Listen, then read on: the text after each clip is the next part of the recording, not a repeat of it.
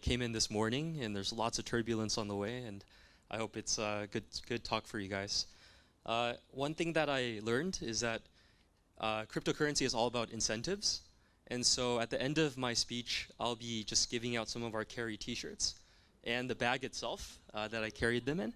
And a cool thing is that each of these items will be tied to an airdrop worth about 30 Australian dollars. So please pay attention.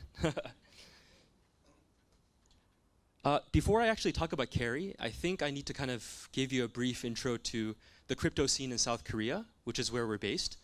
I want to share a couple of facts with you. Oops. Is there Tom, how's that? Well, actually, before anything, I'll just show you kind of the company that I've created over the last 6 years, which is tied to the cryptocurrency carry. You want that video to play? Yeah, sure. So my partners and I over the last 6 years, can we decrease the volume a little bit? Yeah. Have served real merchants. So the previous speaker resonates a lot with me because eventually we want to see cryptocurrency touch real lives in the mainstream. And so we work with 10,000 merchants across Seoul and Busan, and like salad shops like this, coffee shops, and retail shops across Korea. And what we do is we install an iPad where people pay. So if they put their phone number in, it checks them in, and they receive points from that shop. It's super easy. These are not paid actors, actually. They're real customers of our service. So our business model is a SaaS business, so we make money from these merchants every month for using our service. Yeah, so this just kind of gives you a visual idea of kind of what business that we have in place. I think that the important thing about cryptocurrency, as the previous speaker mentioned, is it's worth nothing unless you can actually distribute and actually have people use the tokens eventually. And I think that with our 16 million users in South Korea, which accounts for about 1/3 of the population, and 10,000 merchant locations, it's a great start to actually distribute our tokens. And I'll share you more about what actually the tokens do. Or you can look at these Korean women eat some food. Yeah. Yeah. Yeah. Thank you. Does this work? Okay, cool. So intro to Korean crypto and then talk about carry. So South Korea, have you guys how many people have been to South Korea here? Okay, you guys made the 10-hour flight over to Seoul, I believe. So right now, South Korea is becoming well known for several things. Well, first of all, it's a very small country. We don't have the landmass of Australia. We are 108th in terms of the size of the actual country. The population is 27th, so we have 50 million people, but that's very small compared to other countries. GDP-wise, we're almost at the top 10. So far, our biggest exports are kimchi, Samsung phones, and naked Korean men who dance well. So I think we all know Gangnam Style. That's actually where our office is based. But going forward, Korea is actually becoming on the map for cryptocurrency as well. Here are some interesting facts. At one point, 40% of the entire global Ethereum volume came from Korean exchanges. Like even my grandma was trading Ethereum at one point. It's become a household name. So it's maybe 99% speculation driven still, but still people know what it is in their minds. It's a name that people know. Korean crypto exchange volume at one point exceeded the equities volume. So the equivalent of the NASDAQ in Korea was exceeded by the amount of cryptocurrency volume that was traded in that country. And 1/3 of Korean office workers have traded at one point, according to a Korean newspaper. So people are kind of crazy about trading this stuff. But it's not a surprise why. Korea has the highest mobile penetration. I didn't know mobile penetration could go above 100%. It's like 120% for some reason. Some people have 2 phones, 2 girlfriends. I don't know. The population all lives in a very concentrated area around Seoul. So 40% of the population, we're talking about like I guess like 20-something million people living in a small amount of area. So if anything becomes interesting or popular, it gets popular not in 2 years. It gets popular in 2 days. And then we actually have a really long history with digitized value. The very first MMORPG that actually sold items was based in Korea. The first item bay type of like online exchange for swords and shields and things like that occurred in Korea first. And so this is a country that's kind of been familiar and is kind of ripe to embrace cryptocurrency. And this is the country that we happen to be in right now. So Dodo Point, the video, so it's a typical startup story. Like, this is actually my apartment with like 10 people inside of it.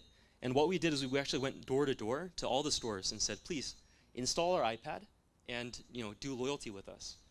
Eventually, we just kept doing it, and now we're at 10,000 shops. And instead of going to door, they just call us now when they open their shop.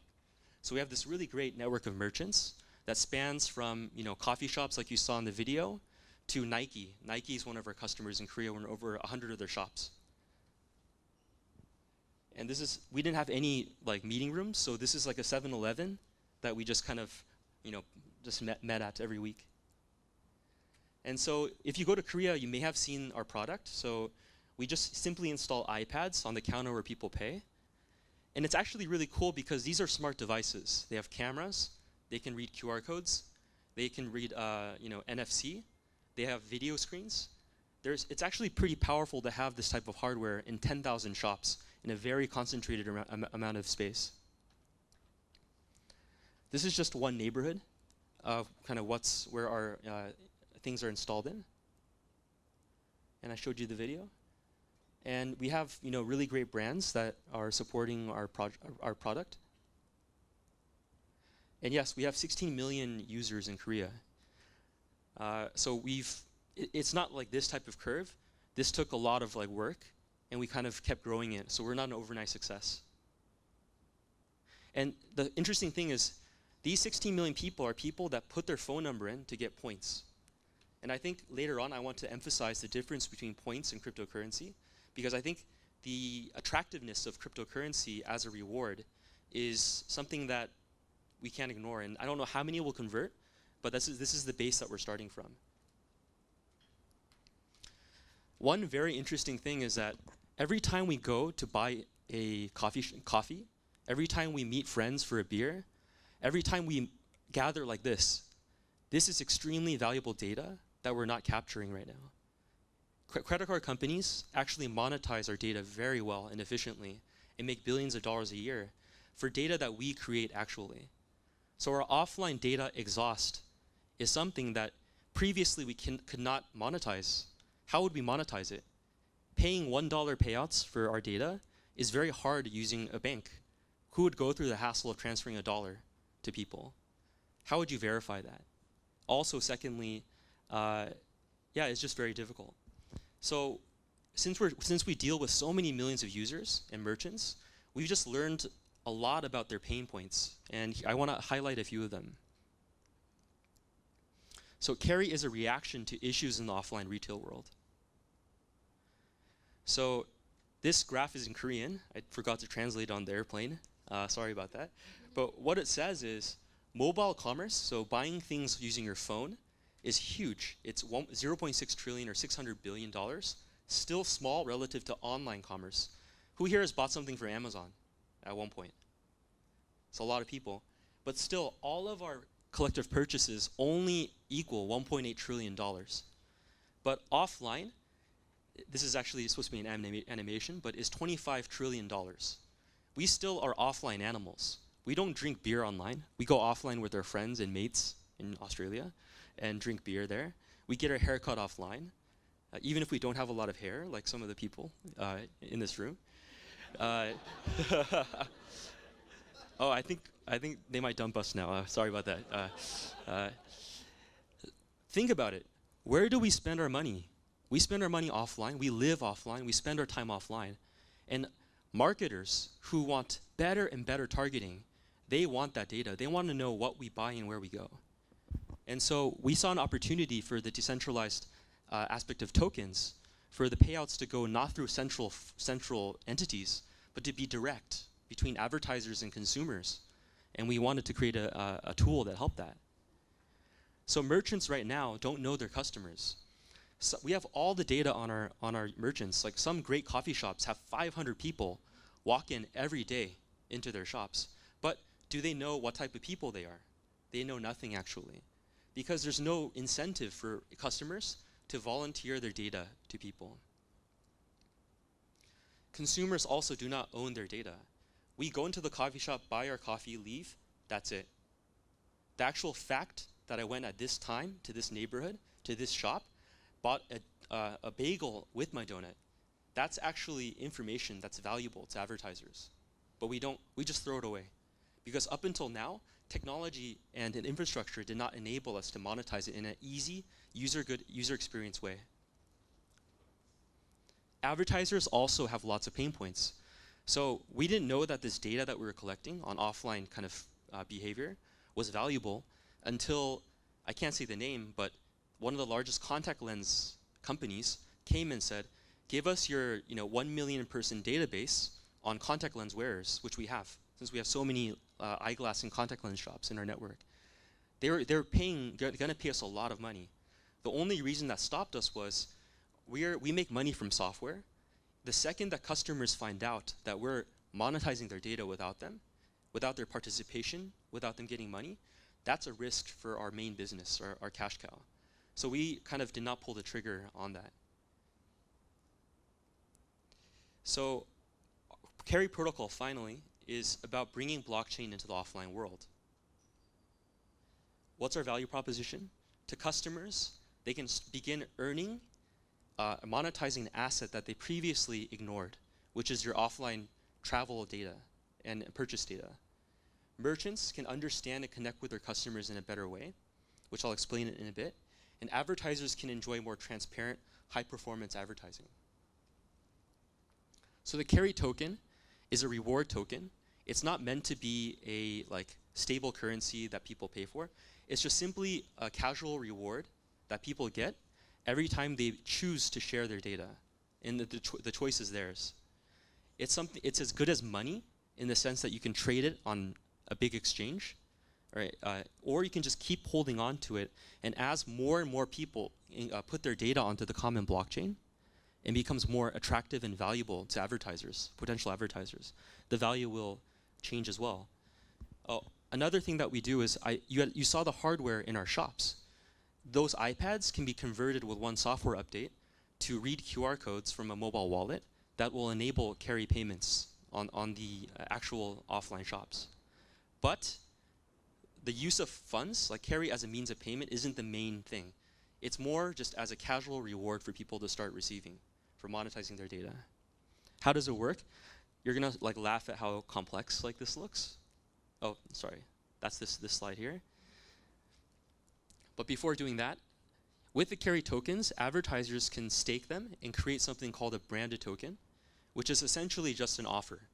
They can send the user it's almost like a prepaid card or a coupon or just simply a message.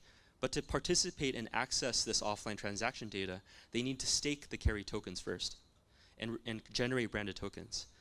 And then eventually they send these tokens with the carry token, so customers get both the offer and the carry token, which is advertising revenue that would have otherwise gone to Facebook. So we talked to all these merchants and they're like, okay, I love your loyalty platform, repeat customers, great, but we want new customers. And I asked them, okay, what do you currently use for new customer acquisition to your shop? Flyers. It's still the #1 go-to method. People stand out and spread out flyers to people, but then how many people actually saw that flyer and came to the shop? Facebook, another great option actually. People really love it. But the issue with Facebook is that you know how many likes you get, how many shares you get, but how many people actually saw that and physically visited your shop? There's no full loop in terms of ROI calculation. So that's kind of where carry comes in. So the user flow, I would like more time to get into it, but it's essentially the customer, there's a store, and there's a tablet. Just like 16 million people do now, they just put their phone number in, and they self-identify, okay, I'm this person. We actually have a software that's installed on all the POS devices that scrape all the receipt data. We actually give the customer branded tokens, the loyalty points, but this is where things get different. For the first time, people begin receiving their own transaction history in data into their mobile wallet. It can be the Carry mobile wallet, or it can be an SDK-enabled, just regular crypto wallet that people already have. But they begin receiving their own transaction data and are given the choice of sharing this data, opening this data up to advertisers. And every time they get targeted for being a person that drinks beer in Bondi Beach every Friday, or a woman who works in the financial district, or someone who just ate lunch within a 1 kilometer radius, the targeting possibilities there's so many. But every time you do get targeted, you don't just get an offer like you used to. That's the old way. That's just nothing different. The offer is not enough.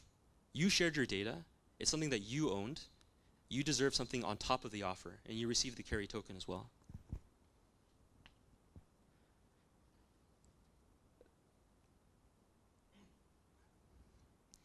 So we have demos, but instead of a PPT, I dumbly sent a PDF, but it'll show you kind of what it would look like to actually pay using cryptocurrency, using the tablet.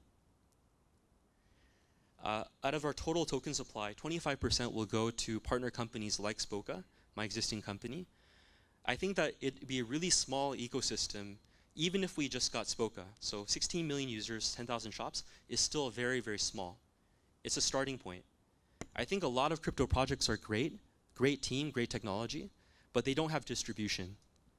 Going from 0 to 1, getting to that first project, that real company with real users to say, hey, I want to adopt your technology, is actually very fucking hard.